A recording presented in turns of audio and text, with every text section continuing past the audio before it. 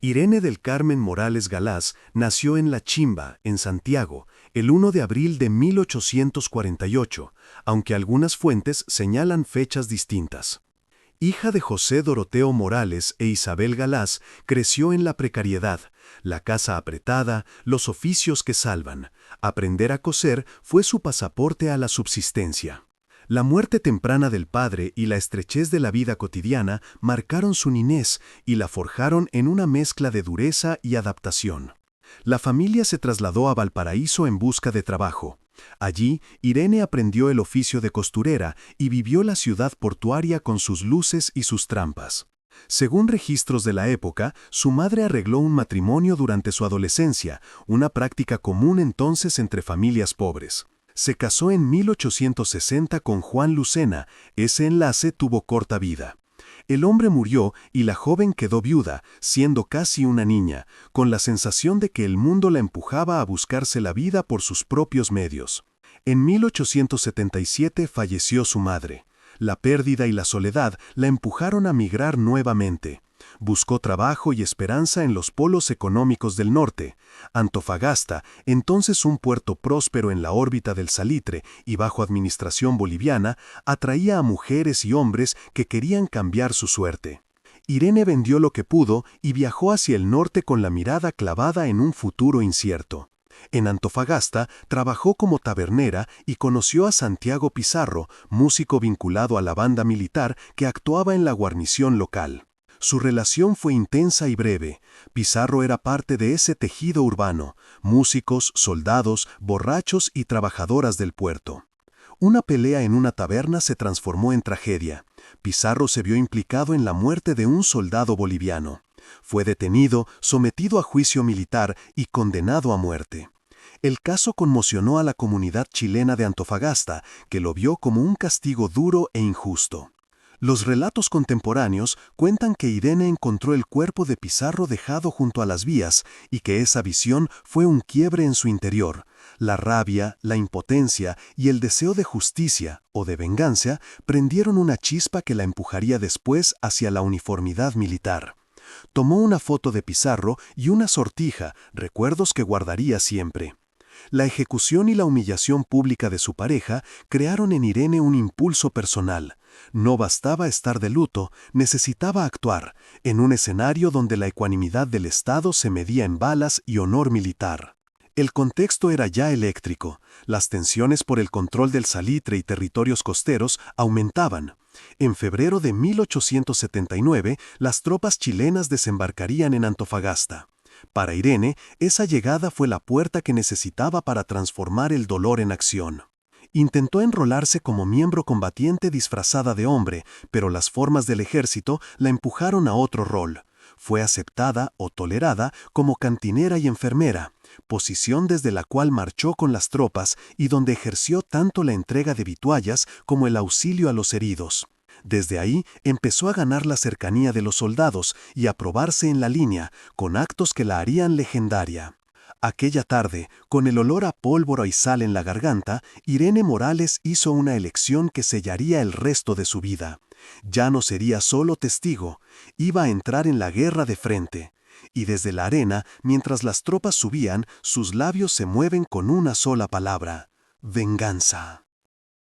El 14 de febrero de 1879, tropas chilenas ocuparon Antofagasta, desencadenando oficialmente la Guerra del Pacífico contra Bolivia y poco después contra el Perú.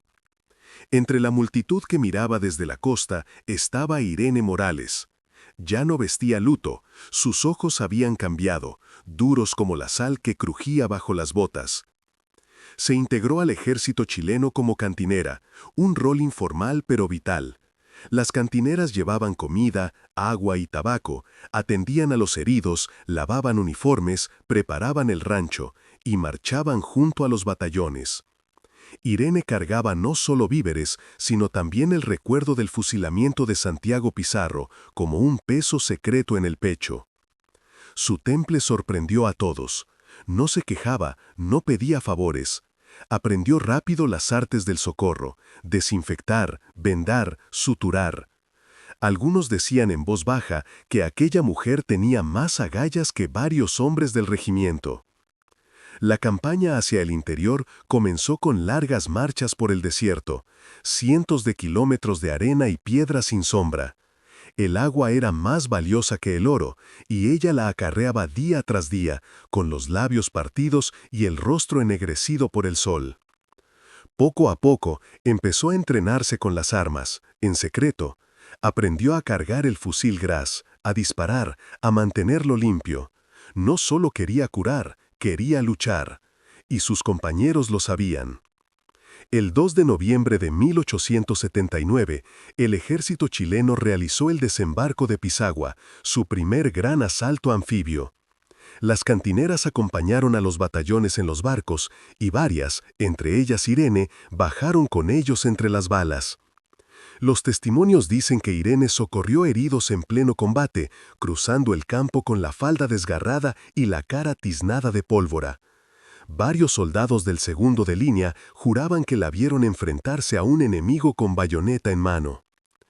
Pisagua cayó, fue una victoria sangrienta, y para Irene la confirmación de que su lugar no era en la retaguardia, ya no solo asistía, combatía. Con el respeto ganado a punta de coraje, comenzó a ser tolerada en la línea de fuego.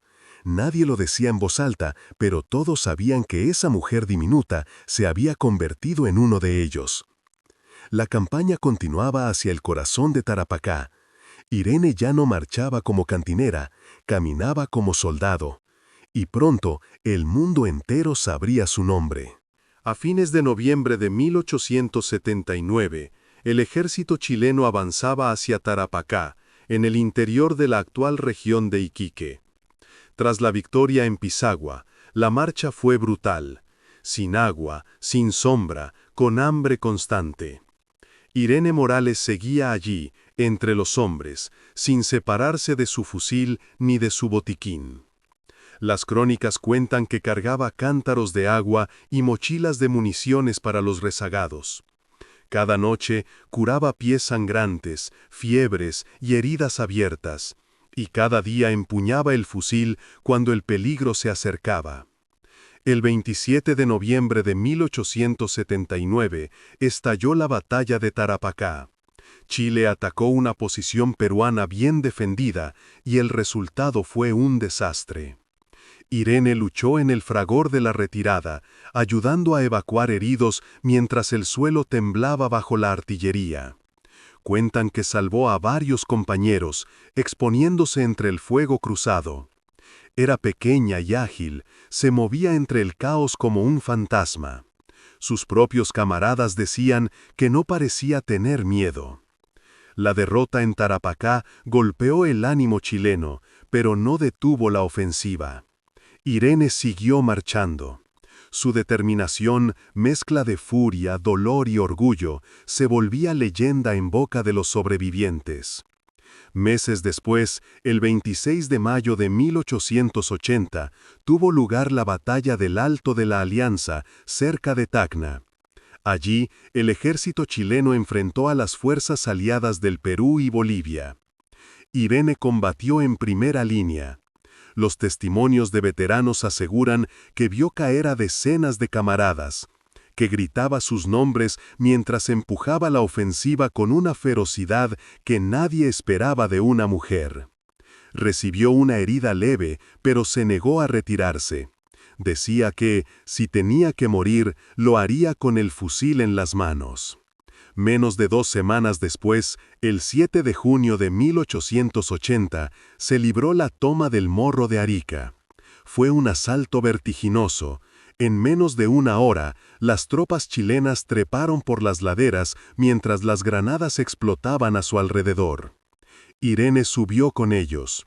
Entre el humo y la metralla, alcanzó la cima poco después de la primera oleada. Allí presenció el izamiento de la bandera chilena, símbolo de la victoria. Algunos dicen que lloraba, otros que sonreían. Cuando terminó la matanza, buscó sobrevivientes sin distinguir bandos. Decía que, al final, todos sangraban del mismo color.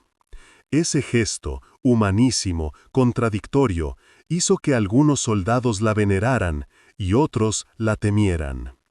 Irene ya era una leyenda. Su valentía llegó a oídos del general Manuel Baquedano, quien no quedó indiferente a su historia. En 1880 la autoriza a vestir oficialmente el uniforme y portar armas, además de otorgarle el grado de sargento. Así, se reconoce oficialmente algo que sus compañeros sabían desde hace tiempo. Irene era un soldado más. El 17 de enero de 1881, tras las batallas de Chorrillos y Miraflores, el ejército chileno ocupó Lima. Irene Morales marchó entre las tropas vencedoras.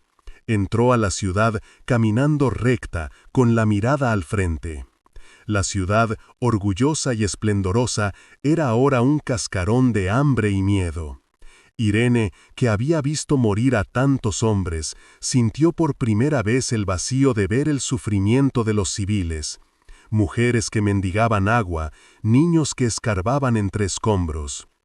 Durante meses trabajó casi sin descanso en la atención de heridos. Ya era conocida por todos los regimientos. Decían que, donde cayera un soldado, Irene estaría cerca, con vendas o con balas.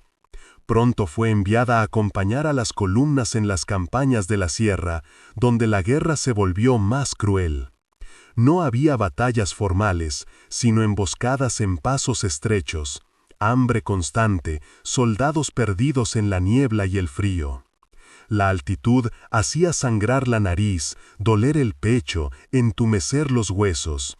Irene, curtida por el desierto, soportó también la montaña. No hablaba mucho, solo caminaba, curaba, disparaba cuando era necesario y volvía a caminar. Las fuerzas peruanas guerrilleras, los llamados montoneros, hostigaban constantemente a las tropas chilenas. En esas emboscadas, Irene se convirtió en figura casi legendaria. Corría entre la oscuridad, calmaba a los heridos, repelía ataques con precisión letal. Ya no sonreía. Algunos decían que parecía hecha de piedra. Otros susurraban que era invencible. Fue testigo de la devastación que deja el paso de un ejército, y comprendió que, aunque Chile avanzaba, todos perdían algo en cada paso. En cada pueblo quemado quedaba una parte de su alma.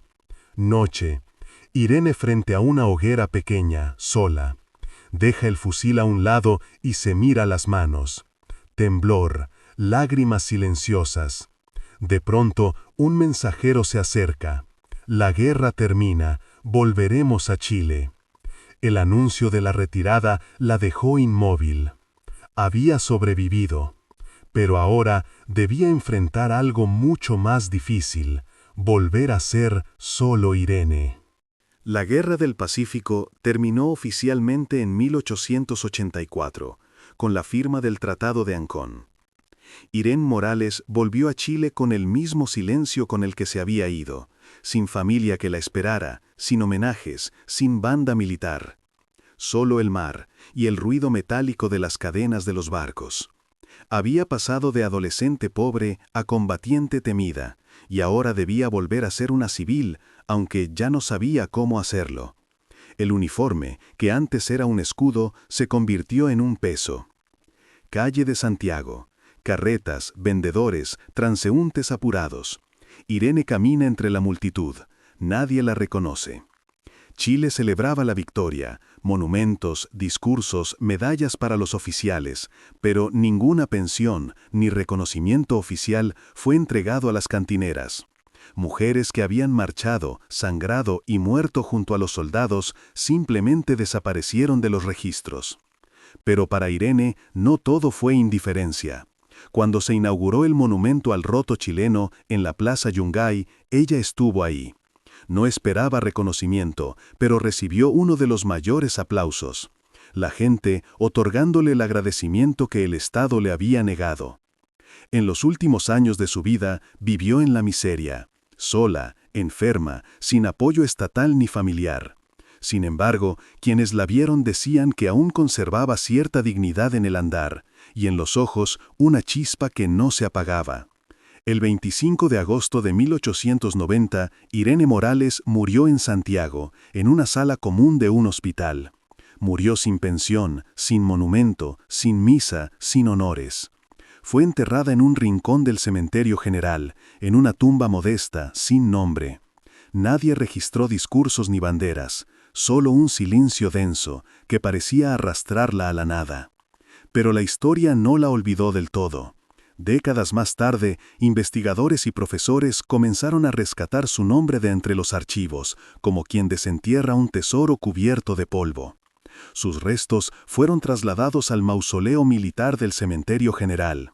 Hoy, Irene Morales es recordada como una de las mujeres más valientes de la Guerra del Pacífico, dedicándosele poemas y obras de la literatura patriótica. Varias calles en diversas ciudades del país llevan su nombre. Nació pobre, amó con todo su corazón, luchó con una fiereza sin igual, y murió sola. Pero cada vez que su nombre vuelve a ser pronunciado, Irene Morales vuelve a marchar junto a sus compañeros caídos. Si te gustó esta historia, dale me gusta y suscríbete al canal para seguir trayendo contenido como este. Cuéntanos en los comentarios qué biografía te gustaría ver en nuestro canal. ¡Hasta la próxima!